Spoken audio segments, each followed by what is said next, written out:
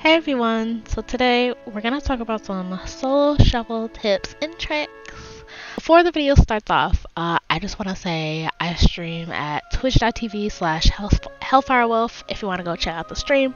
I'm gonna be posting a streaming schedule on all my socials, so go check that out. Also check out my Twitter at twitter.com/hellfirewolf_, and then also my TikTok, tiktok.com/hellfirewolf or /@hellfirewolf. All the links will be in the description below, so go check out my socials. Also, if you like this video and you want to see more content like this, please make sure you like the video and subscribe, especially if you want to see more stuff like this. Alright, so let's get into it. Alright, so the first thing you really want to pay attention to is cooldowns. You want to pay attention to your teammates and yourselves cooldowns, and you want to pay attention to the enemy cooldowns. Now, because of how fast solo shuffle is and how fast the dampening ramps up, everybody tends to blow their cooldowns in the initial, I would say, 10 to 20 seconds of the match, right? So you're gonna want to be prepared for this, right? This is not a normal 3s or 2s game, right? Since you're playing 6 rounds of this, they want these rounds to be not as fast as possible, but a lot quicker than when it comes to 3v3 arenas or even 2v2, right?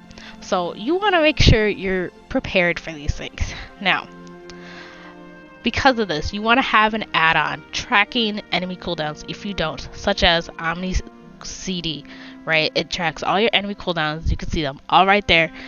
You can see when your other teammate or the enemy teammates are bursting. If you have an Omni add-on for your personal or for your teammates cooldowns, but I use Ability Team Tracker because I figured about that one first. So as long as you have something to track your teammates cooldowns and enemy cooldowns, you are basically set to go. But like I said, you really want to pay attention to cooldowns. If you don't have cooldowns when your enemies have cooldowns in this game mode, you are most likely dead because of how fast dampening kicks in. Another thing you really need to pay attention to is positioning. Now, just because the gameplay goes super fast doesn't mean you shouldn't be in a good positioning.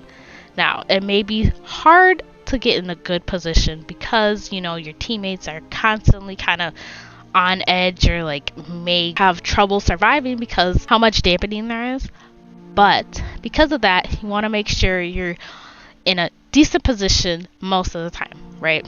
So that means if you're a healer, trying not to get CC'd, or if you're one of those more defensive healers, then you want to make sure you are trying to get out as much CC as you can. If you're a healer, you want to make sure you're staying a bit back when enemy burst is happening, because you don't want to get CC during that time, because like I said, because of how fast the game is going, that means you do not want to get CC'd whatsoever. As a DPS, you generally want to make sure that you are not lining your healer. Alright, this is very important, especially in the lower brackets, right? This is why healers get super duper frustrated while playing solo shuffle, right? They usually notice that their DPS are lining them, right? And they either line them or they just try to kite somewhere else, and they're not paying attention to either your cooldowns or enemy cooldowns, and it just does not end up being good. You really want to pay attention to where you are according to your healer. I mean, everybody's marked in this for the most part, right? Sometimes it bugs out and you're not marked, but you want to make sure you figure out which marker is above your healer's head, and you want to make sure that you are in line of that healer. As a healer, you also don't want to be out of line of your DPS, or you don't want to be too far away that you can't really heal them or they're literally ranging you. Another tip for solo shuffle is be patient, especially in the lower brackets. In the lower brackets, not everybody knows what they're doing. You're literally playing with people you don't know. Now, there may be a chance you may play with somebody you know, but it's highly unlikely. So you can't necessarily blame yourself for the performance of your team or some players in that group, right? You may be good, but your teammates or the enemy team may not be, right? So if you go like 3 out of 6 rounds because of 1 DPS, oh well, you're just gonna have to go through it again, right? You hope you get some MMR or some points for that. But it's mostly a game of, okay, I just need a really, really good lobby. So you need to be super duper patient. But every time you play these, you get practice, and that's what matters. Another tip is use the rounds that you don't even do as good in as practice, right? So for this instance, I went 1 out of 6 rounds in this session, right? I wasn't that butthurt about it because I knew I was still getting practice in, and that was kind of the point, right?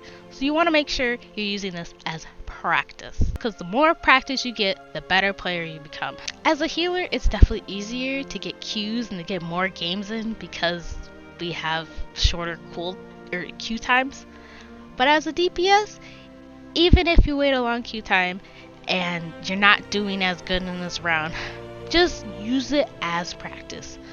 Record yourself, look back at whatever recording you did, see what you did wrong, and go from there.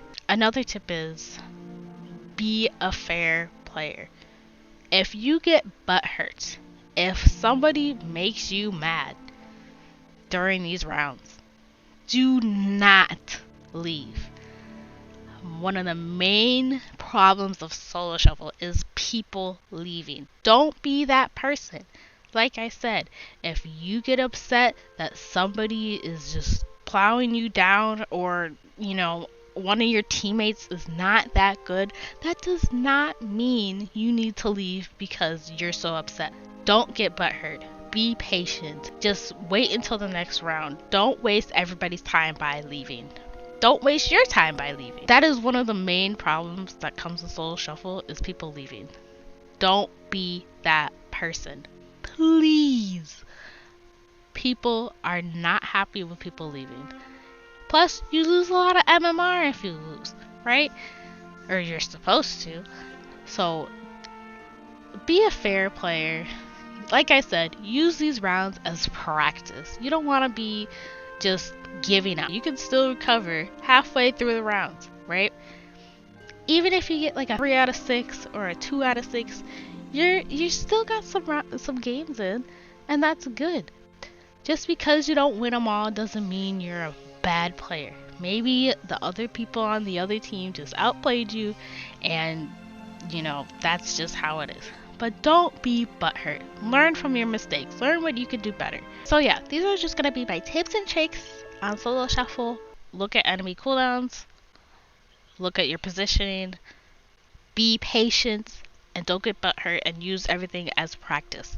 Thanks for watching this video. I hope some of these tips helped you and will help you as a player in Solo Shuffle, as a healer, DPS, even a tank. Make sure, if you like this video and you want to see more videos like this, make sure to like the video, subscribe to the channel if you want to see more content like this, and follow my socials down below in the description to also see my other forms of content. Alright, thanks for watching the video. Goodbye.